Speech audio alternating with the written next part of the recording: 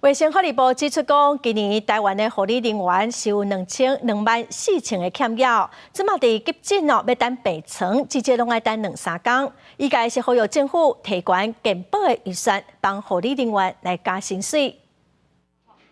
70多岁赵阿嬷因为发烧过肺热，怀疑是腰子发炎，车查透早到病院挂急诊检查，医生评估爱带伊治疗，毋过特别到中昼也是等无病床，今年伫个急诊室走廊继续等。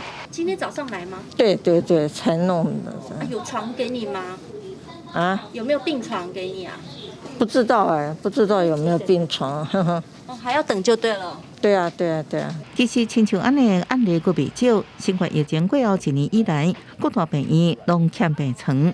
伫急诊室等病床的病人是有增加无减少，平均爱等2-3天。主要原因就是护理师人力严重不够，加上今年3月3班护病比新增上路，让每各病院拢面临降载关床的困境。因为要满足护病比。 所以没有把这个病床降载的病床把它恢复，我觉得这个是一个对护理人员一个友善职场的一个表现。所有的医院都提出了很多调整薪资的办法及留任的措施，希望留住更多的资深的护理人员，或者能请护理师回任。 伊个建议政府应该提悬健保预算，病院才有能力为护理人员加薪水。护理界是呼吁政府扩大发放护理津贴，毋但夜班有，白班甲特殊单位，比如开刀房、急诊等，也拢同款爱发。